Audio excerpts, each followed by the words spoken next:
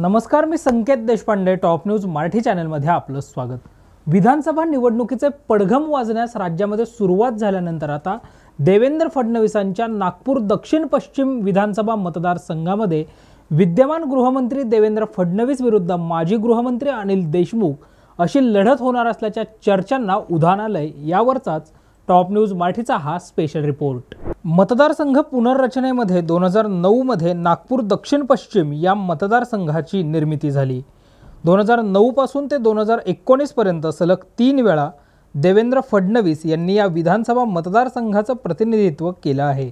2024च्या विधानसभा निवडणुकीमध्ये देवेंद्र फडणवीस यांना घेरण्यासाठी महाविकास आघाडी माजी गृहमंत्री अनिल देशमुख यांना नागपूर दक्षिण पश्चिम मतदारसंघातून उमेदवारी देणार असल्याच्या चर्चांना उधाण आलं असून अनिल देशमुख यांच्या पारंपरिक काटोल विधानसभा मतदारसंघातून त्यांचे पुत्र सलील देशमुख यांना उमेदवारी दिली जाण्याची शक्यता व्यक्त केली जाते आहे। 2009 पासून देवेंद्र फडणवीस हे या मतदारसंघाचे आमदार आहेत। 2014च्या तुलनेत देवेंद्र फडणवीस यांचं मताधिक्य 2019च्या निवडणुकीत घटल्याचं पाहायला मिळालं होतं। 2009, 2014 आणि 2019 या 3 निवडणुकांमध्ये देवेंद्र फडणवीस यांचं मताधिक्य कसं राहिलं होतं पाहूया ग्राफिक्सच्या माध्यमातून।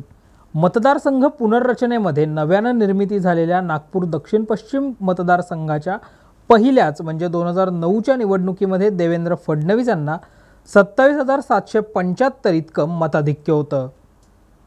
2014च्या विधानसभा निवडणुकीमध्ये 58,942 इतकं मताधिक्य देवेंद्र फडणवीस यांना मिळालं। 2019 मध्ये झालेल्या विधानसभा निवडणुकीमध्ये 49,344 इतकं मताधिक्य देवेंद्र फडणवीस यांना मिळालं। म्हणजेच 2014च्या तुलनेमध्ये देवेंद्र फडणवीस यांचं मताधिक्य 9,598 मतांनी घटलं होतं। देवेंद्र फडणवीस यांना घेरण्यासाठी महाविकास आघाडीकडून अनिल देशमुखांना उमेदवारी दिली जाण्याची शक्यता राजकीय वर्तुळात वर्तवली जात असतानाच महाविकास आघाडीच्या जागा वाटपामध्ये खरंच अनिल देशमुख यांना नागपूर दक्षिण पश्चिम मतदारसंघातून उमेदवारी दिली जाते का हे पाहणं महत्त्वाचं असणार आहे। अशाच ताज्या आणि महत्त्वपूर्ण बातम्यांसाठी पाहत रहा टॉप न्यूज मराठी, आपला महाराष्ट्र आपली बातमी। आणि हो, आता top news Marathi channel Jio टीव्हीच्या OTT प्लॅटफॉर्मवर 24 तास। 25 वर्षांचा प्रदीर्घ अनुभव व अत्याधुनिक तंत्रज्ञान यांनी सुसज्ज असे पुण्यातील आकाश आय क्लिनिक व लेझर सेंटर। रोबोटिक पद्धतीने वेदनारहित मोतीबिंदू शस्त्रक्रिया, तेही विना टाका व विना इंजेक्शन। मेडिक्लेमची सुविधा व सेम डे डिस्चार्ज। लेसिक लेझरने चष्म्यापासून कायमची मुक्ती फक्त 10 मिनिटात। काचबिंदू, रेटिना, ड्राय आय, मायोपिया अशा अनेक डोळ्यांच्या विकारांवर उपचार म्हणजेच आकाश आय क्लिनिक आणि लेझर सेंटर। CTR कंपनी जवळ, विमान नगर, नगर रोड, पुणे। संपर्क 8888173100।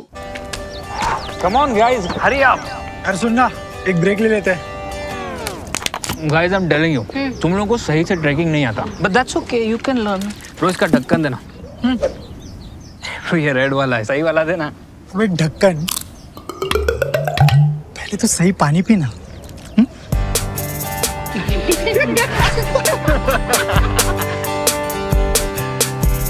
Manikchand Oxyrich, proudly Indian.